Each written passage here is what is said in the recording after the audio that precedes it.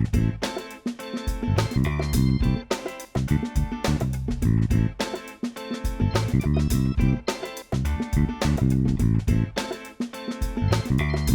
right, my name is Mike Carroll, and welcome to the Event Marketing Show, episode 3. Today we're going to be talking about navigating virtual event tech, and I'm super excited to introduce our guest today, which I will do in just a second. But I want to make sure that we stay focused on, I think, what is one of the most important evolving things about virtual events, happening in 2021. In this nascent sort of emerging industry, obviously streaming services and Zoom and all these things have been around for a while, but this is really a new thing.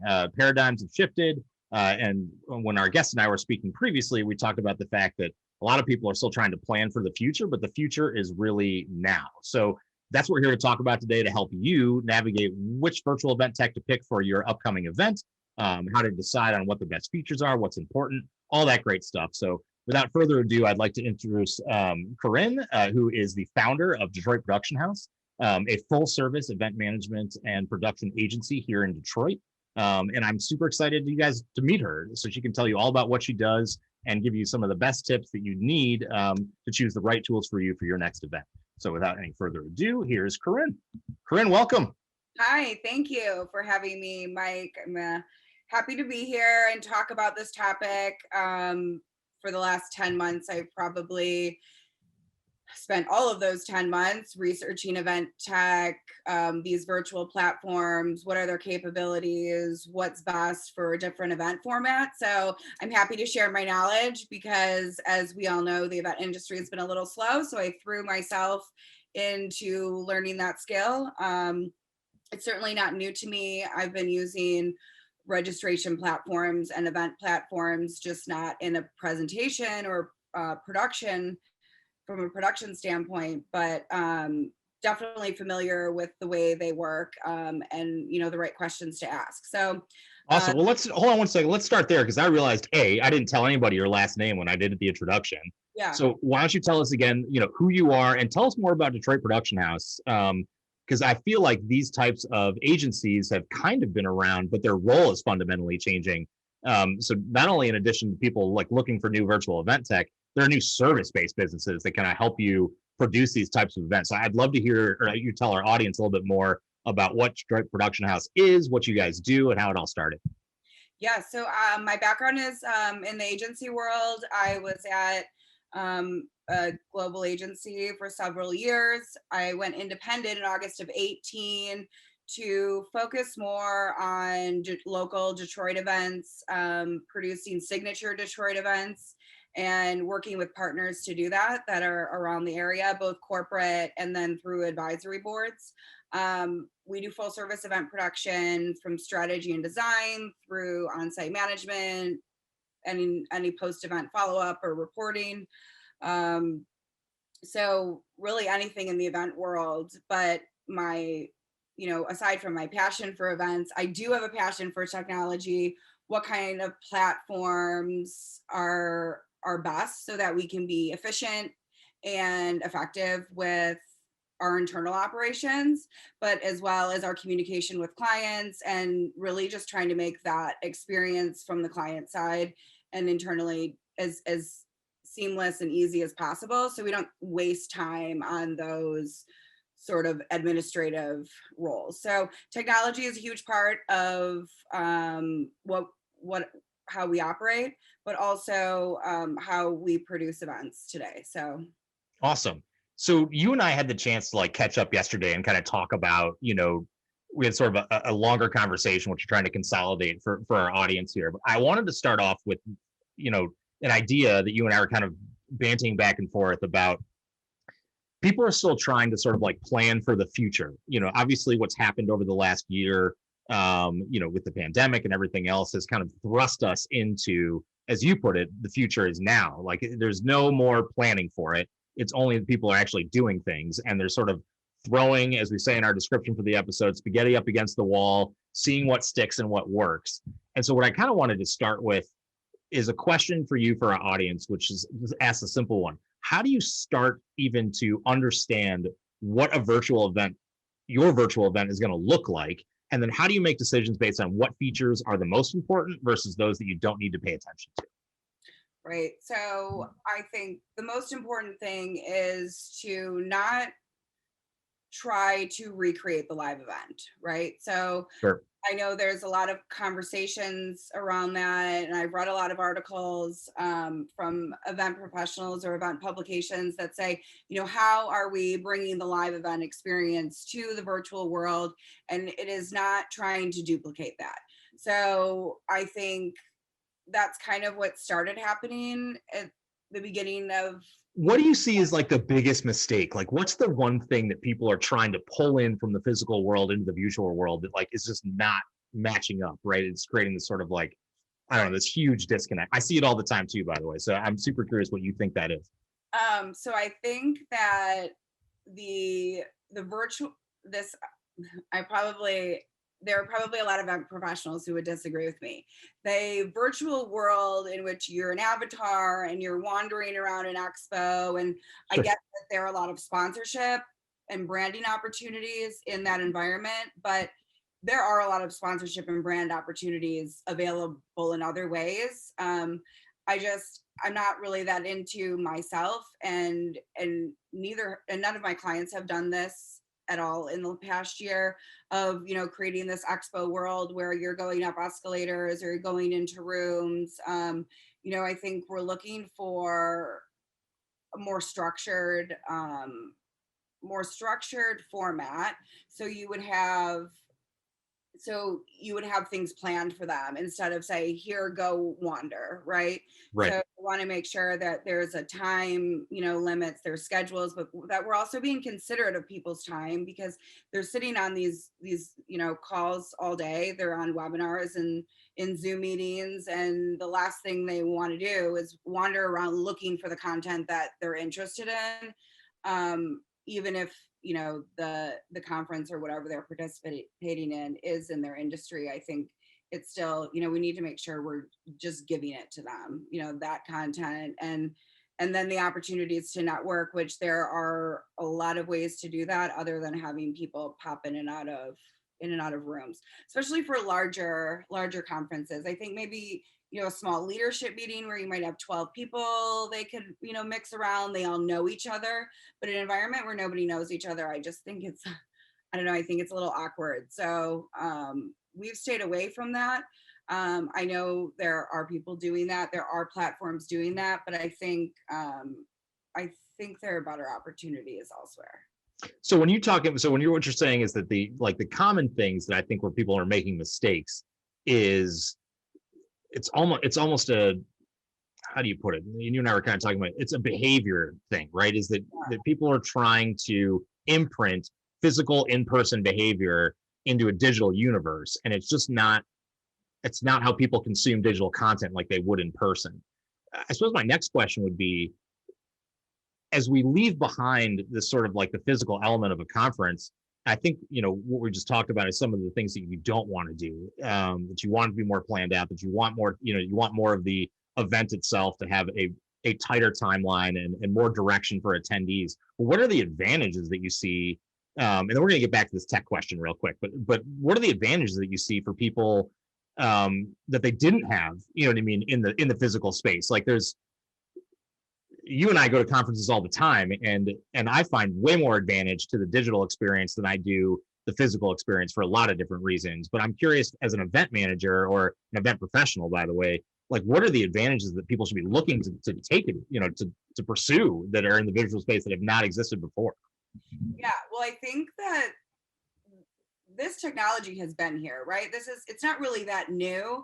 Yeah. We just started using it in a different way. So, I mean, we've been having Zoom meetings, but it was rare that you would say, let's get on a Zoom. And maybe it was with, folks from out of state or international that, we were planning to meet. So we were spending all these hours of our day preparing for meetings, driving to meetings, and doing that. So I think the advantage is time savings. So for us to be able to prepare and meet like this, I think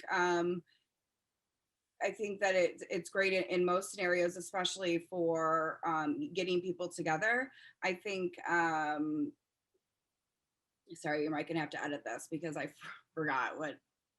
No, it's okay. So I think what I think So let me put this question to you a different way. So in a physical event, everything happens, um, quote unquote, as it happens, right? So you either choose to show up in a room or you don't choose to show up in a room. What are some of the advantages to like the on-demand style? So I feel like, to your point, I've been to a couple virtual conferences since this whole, we'll call it the late unpleasantness, as you know, has come to bear on humanity across the world.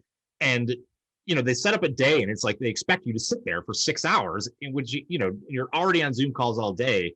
So where do you see these events missing the opportunity on demand content, or or or is that a disadvantage in the sense that on demand content doesn't really get consumed as much as you'd like it to? I guess is the point that they're consuming the content or that they're showing up for the conference? I mean, how are we navigating that particular problem? Yeah, I think we we do have a lot of content coming at us right now. I think that will start to thin out. Um, looking at it, looking at events currently, and what's valuable to be in person, right? Like, do we need to be sitting in a breakout session room and just watching a presentation where you're not engaging with other people, you're not networking, you're not maybe participating, maybe there's no Q&A. So what's really the point of you sitting in that room? So I think in those scenarios, it completely makes sense to have that content available virtually and launching it live and then having it available on demand for your community. I also think that focusing on what is the most valuable part of attending these conferences or meetings. And it really is connecting with other people. It's the brainstorming, it's the creative that comes out of it, it's the ideas that come out of it, Sure. the relationships, like all of those things are the most important thing about attending an in-person event. It's not even so much sitting there and listening, because we're taking notes and we all do it. It doesn't matter who you are, right? You take the notes and you might, take your notebook home and maybe you never open it again. Maybe you reference a few things, but I think to have the content available at your fingertips, to go back to it, to reference it, and then also to be able to watch it on your own time. So if I only need to spend a half a day, and I know that that half a day, that 4 to 6 hours is, my attention span is going to be there. I'm not Sure. at a full day conference where I'm like, oh, I have work emails coming in, I have all these things going on, I'm trying to stay organized and keep, my work, going. And then, at 3 4 day conferences, you might have meetings, might be missing half of it. So I just think that if we take what's important and what is valuable about being in person, and the rest, we have available for people right at their fingertips, on your phone, on your tablet, on your computer, all of those things are possible. So I think. Okay, cool. So let's take that and talk about, the tech itself. So, what I'm hearing from you, for our viewers, our listeners, is that, step one is to sort of assess the priority of your event. Is the priority to bring people together? Is the priority to disseminate knowledge? Is the priority to get them to collaborate on a particular project? Maybe it's an internal team event or what it might be. So let's say that they have assessed, the objective of their particular, event, their virtual event. How do you start assessing the tech? How do you work your way backwards into the thing that you need to facilitate it?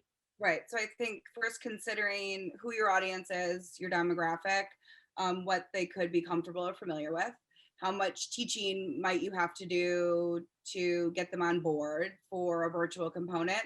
And then, what is your audience size? How many days are you running this event? How long do you want to keep content available? There are platforms that give you 72 hours or just an hour or 2 hours, and then the content is gone. So looking for, if you're looking to keep that content available for a year till your next event, or for a few months or a month after, and then you're pushing marketing communications out, you'll continue to have social content and email content for your community. By keeping that content up, you can keep having those touch points. But So your audience size, what are your goals? How many speakers do you have? How many sessions do you have? Do you just have a keynote? Do you have breakout sessions? Are they workshops where people need to be using whiteboards or bringing in other technology? There's so many things to think about, but honestly, I think whatever you do think about, you can do it. It's possible. Maybe some workarounds here or there, which is what we've kind of been doing these past few months. But, I think as an event professional, I'm confident that these platforms will continue to evolve in the right direction and, together as a team with the event producers and, the platforms partnering up to make sure, we're heading in the right direction so that features that nobody needs or nobody is using doesn't exist, and features that were like, this is what we've been trying to do and we've been faking it by doing this, and it'll all happen. I think also that one-to-one, networking and meeting scheduling. So whether that's through chat features or, and this is like outside of sessions. So if you're looking for, networking opportunities, there's platforms that have networking hubs where you can see other profiles of all the attendees. You can find ones that are in your same industry or have like interests, or maybe are in companies you want to work for, or you want to just partner with on something.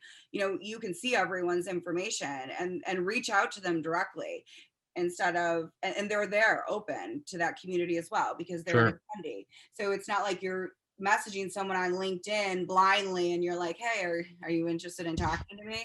Like, that they're there to do that. So I think that's a huge opportunity. And I think, it takes maybe a little bit of the pressure off of networking too. Instead of if you're thinking it live in person, if you're someone who's a little bit more shy or, I always felt this way when I go to conferences by myself and there would be like groups of people. I'm like, oh, I didn't bring any friends. I didn't have any colleagues here. And it's a little bit intimidating to then go approach those people. I think the virtual world then gives you that opportunity because nobody's doing that. You can just say, hey, I'm here. So yeah, that's super interesting. So one of the things that I think I would imagine that that people struggle with is, and you and I, again, we talked about this yesterday a little bit, but that was really interesting. So all these platforms are evolved, right, in any particular way, and some are throwing all these bells and whistles, this and that. So how is it, as like a seasoned 20-year event professional, are like you calling the ball on what's important for a platform to have from a feature set perspective and what's superfluous, or maybe a better way to put that is better served by other point solutions from a software perspective? And let me like frame that just a little bit more for the audience. What I mean by that is to say how much of what needs to, there are many things that go into an event, from promotion and marketing to ongoing communication, like you just discussed, to the actual production of said event, to then the after communication and all of those things. How much of that needs to live in the platform, and then how much can be kind of dealt with in a different way? And then depending on the organization that's running the event, how do they decide, how do they decide what level of complexity they're willing to deal with, I guess? Because you can go from, a full-on situation, right? So like with every feature and bell and whistle, and you might not use 90% of it, or you could go with something too light. So how are you making those decisions? Yeah, I think that there are platforms that, first of all, there isn't a platform that has everything. It does not exist yet. So, it's going to be interesting to see what happens in the future. You and I talked about this yesterday. Are they acquisitions? The big guys are, eating up the little guys for their technology. Are they partnerships through APIs? Potentially where they can be add-on features, as their partners. But looking as a whole, I think the best way to navigate that would be to make your list. This is what our goals and objectives are. This is what we're trying to accomplish, and then going forth and doing demonstrations of platforms, having those conversations, I would bet that a lot of them are willing to have packages based on the features that you use. I know there are usually base packages that include X, Y, and Z, and then all the add-on features, such as a white label app or things like that that are obviously more expensive. And then looking at it that way, and then deciding. But I think there's a lot of platforms out there that could probably suit your needs. For the types of events that I do look for something robust where my content can live, and something that I can get data and analytics out of. So my advice would be to find a partner, whether they have everything you need or not. So, and start working with them on their product roadmap, saying, we want this, I need this, but I'm going to stay with you, and growing with them, year over year. So switching platforms is hard. I've done that several times. Sure. Client, directed, of course. And I think it's, then there's the learning curve, and then you're like, okay, well, I moved to this platform to have this, but now I've lost this. So prioritizing what those features are. So is it networking? Is it the analytics? Is it the virtual production value of of live streams, or ability to simulive, or play on demand? I think prioritizing your list of needs and goals for the event, and then going forth and really just doing research and trying to find what fits you, and then of course pricing them out. I think they're all pretty competitive as far as pricing, and they're getting more expensive. So yeah, sure. As demand grows, right, the cost shall increase. How many, I've worked in other software companies before, and I've been on the sales side and the marketing side, and so I've spent a lot of time with customers, and I've seen customers that come in no matter what the software is, right? And some come in and be like, "Yep, this is the thing I need. I don't really care. I just want to buy it." And then I've worked with other customers that are like, "I'm currently vetting 22 different pieces of software," and I think to myself, wow, you should really narrow that list. So I wonder if you have any practical tips for people that are like just jumping into the marketplace, probably showing up at a place like G2 Crowd or Capterra or something like that, and typing it, or Googling for that matter, virtual event software, virtual event platform. How do you narrow your list? Do you just do like a basic feature to feature presentation? You start with price? How do you come at that? Because each of your clients probably has different requirements, right? Some have price limitations, others have, feature requests or whatever they want for the event. So where do you start with that?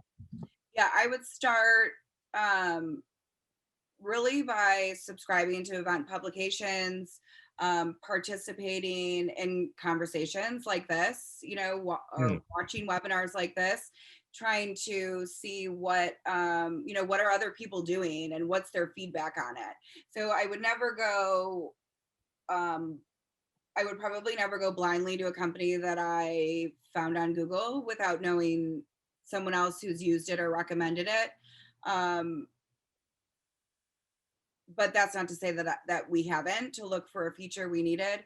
I definitely would do a side-by-side comparison. So I would narrow it down to 3 and say, these are the features, this is the price, what are the add-ons, and then kind of going from there. And I think that the vendor partners are all willing to have these open conversations on what are you looking to do. Well, we don't have that yet, but this is how we can help you achieve that. So I think looking for someone who is a good partner in that aspect, where it's like, okay, we're not doing that, but we can help you still achieve your goal. So I think, just finding that right partner, like who's going to be there for you when things go wrong. You sure go wrong. Yeah. I think one of the things that people there's uncertainty in a physical event, right? Like, and you can only, there are so many variables when you're doing that, and then only multiplies when you come to the virtual space, because there are a lot of things that then become totally outside of your control, unless you have a solid partner on the technical side, that's going to be there to troubleshoot or to fix or whatever the case might be. how has your experience been, without naming names, so I don't want to, put anybody on blast or anything like that, but Yeah. but on the managed services side, because what I've noticed in the marketplace is that there are some of these companies that offer managed services, and there are some that don't, and there's some that say they do, but they don't really. And so, how is your, like, as an agency, doing this? I imagine you probably used. I mean, how many platforms have you used since like the virtual event bubble blew up? Um, quite a few. I'm currently building a website registration form and virtual, and then they'll turn into virtual events on two different platforms right now, and they're both Sure. pretty large. So two different clients, two completely different industries, completely different events, and they are very different. But I can see pros to one. You know, I can see pros to both of them and cons to both of them. So I actually feel lucky that I'm having this opportunity right now to do that. So I'm comparing, but I also give them honest feedback. I told you yesterday I'm kind of a pushy partner, Sure. where I'm like, no, no, no, like we want this, like we can do this, like how can we do this? Follow up emails, talking to support, talking to the account management, and I think I've lost my train of thought again. You're Well, gonna it sounds like it's okay. It sounds like one of the things that you're advising, like, the listeners here to do, is to be more proactive, Yeah, for sure. in their relationship with whatever platform they choose. And if they don't get the reciprocation on that collaboration that they're looking for, then maybe you can go elsewhere. Because Exactly. what I hear from you is that there's always pluses and minuses to a lot of different platforms, and as they all evolve, they're going to evolve slightly differently, but the core features tend to be similar, maybe across most of them. Some work better than others.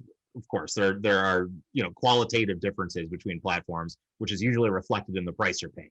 Mhm. But that being said, is what the advice I hear is what they should truly look for, someone they're willing to work with, is Yeah, that even if they're not going to build you new features, right.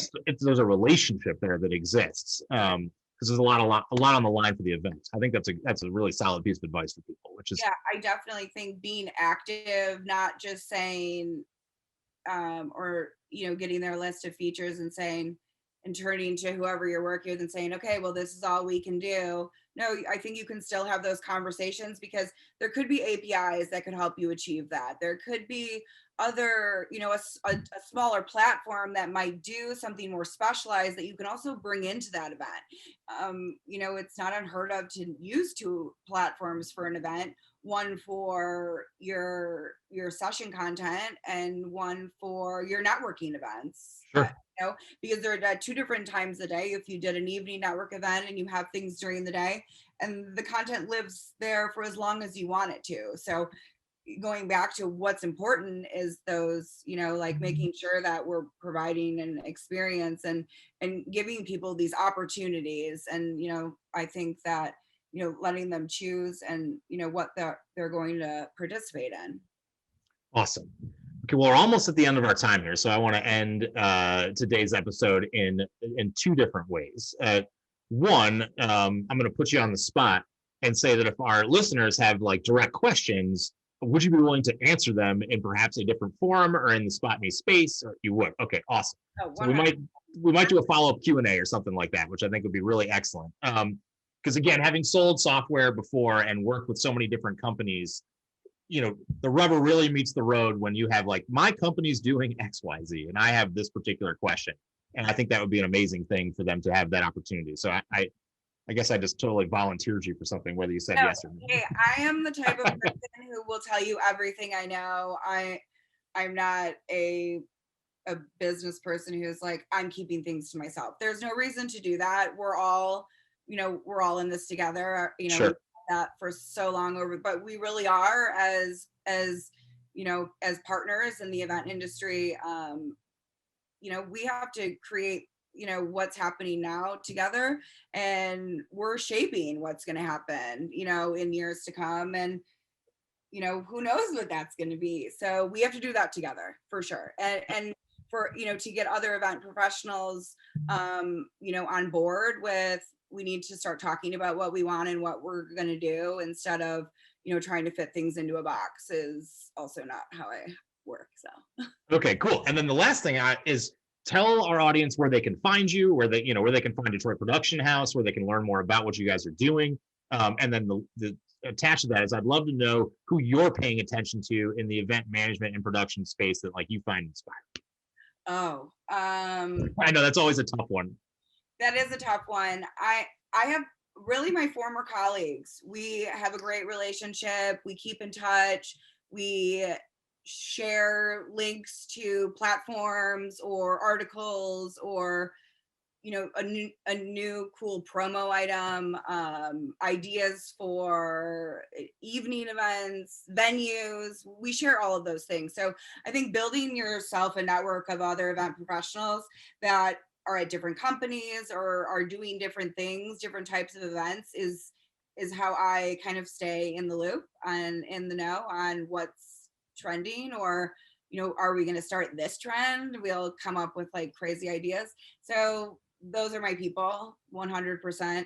I would not know anything without them. So I think definitely, your event community, your other event peeps. And then I think, sorry, I forgot your other question. Oh, my other question is where people can find you in Detroit production. So DetroitPH.com is my website, but I'm on LinkedIn. Message me, friend me, follow me. You'll be able to find me and I'll respond. Well, we'll make sure to put all your information in the show notes so anybody that wants to reach out can. Corinne, thank you so much for coming today. I think it's been super helpful. I think our audience is going to have a ton of follow-up questions and all that kind of stuff. So I'm looking forward to having you back for maybe like a live Q&A with, so you can answer their stuff more directly. But thanks so much for coming. Awesome. I'm here for it. Thanks, Mike. All right. We'll see you soon. Bye. Thank